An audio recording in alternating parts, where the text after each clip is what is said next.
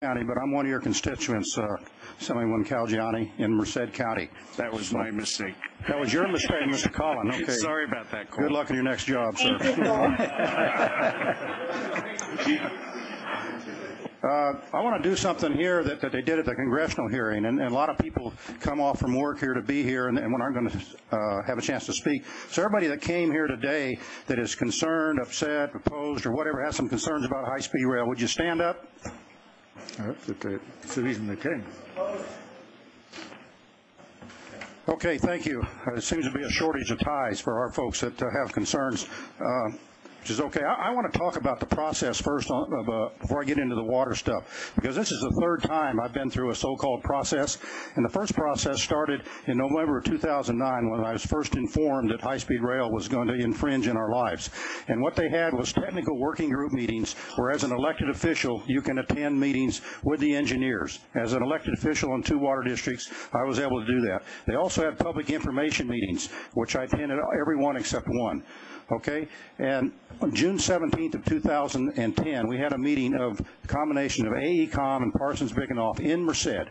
And one of the discussions is where should the Y connection be that connects San Jose to the Merced to Bakersfield route? And everybody agreed it should be south of the city of Chowchilla.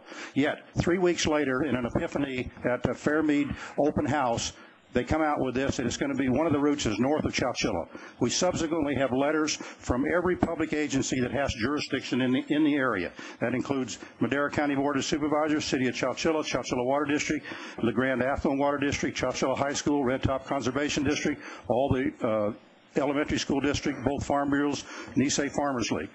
So I go back to the question Mr. Gardner had for Mr. Van Ark, and that is, if you have consensus in a community on what to do or what not to do, why don't they listen? Why don't they listen? And then we had the second round with Mr. Lyons, who I guess is not going to work for the authority, and it's going to be Mr. Lyons. Again, we went through the same process of our concerns and what we want to happen, and it is ignored. So that's why we have some concerns with what's going on here, because in the water area, where they're going through our area, it's knocking out deep wells. And Mr. Gardner said, these are wells that are, like in our area, 200 to 500 feet deep. It takes a year to get on the waiting list to get them.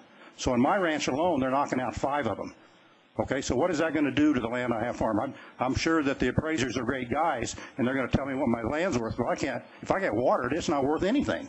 All right, and then on the water district itself, they're going longitudinally down a canal. They're knocking out a canal that is the point between Le Grand Affluent and Chowchilla for water supply. They're knocking out 6 canal pumps along the way. Now, why is it has to be that way? It seems like they've gone out of their way to be as destructive as possible. And this idea that they're listening to people and they're willing to work with us doesn't seem to be there. What they should do is integrate this new project with our existing infrastructure.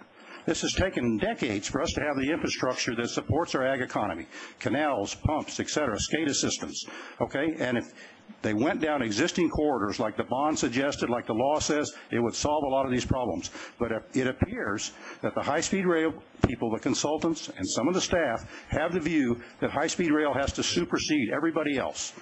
And in order to do this, by golly, we're going to use eminent domain if we have to.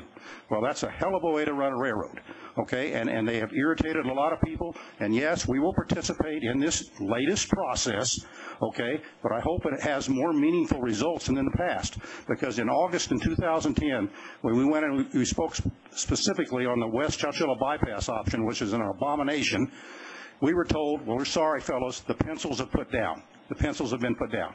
So they announced something in July, put the pencils down in August, and we're stuck. Here we are, what, 6, 8 months later, and now they've extended the EIR until next year. Well, what have these people been doing all this time? I assume it's public funds. Why aren't they doing something that addresses the problem? And secondly, I want to address Mr. Van Ark's comment on the 1/4 mile.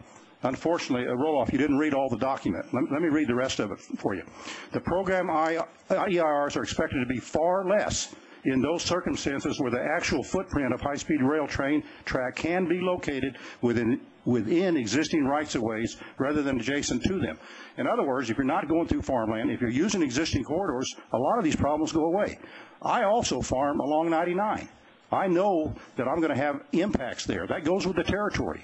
okay? What I don't expect is to have the thing go through my home ranch that my dad started when he got out of World War II, where I live and my son lives. There's not even a county easement in that area. Okay, not even the local wildlife use the area where they want to run their train track. Okay, it's virgin prime farmland, and it's going to destroy what we've got.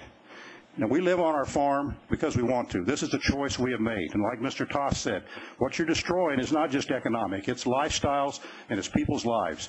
And if you think we're going to take this land down without fighting to the last dollar, you guys are wrong. And if you want to put that in your little calculation thing that you're going to survive the lawsuits, fine, then do it. But it seems to me it would be better to work with us, because we've reached out and worked to you folks, and yet they don't seem to be willing to work. Now, I hope this latest thing works, but unless you change your attitude and approach, I'd have 3 words for you, and I'd say stop the train. Stop the train. Thank you.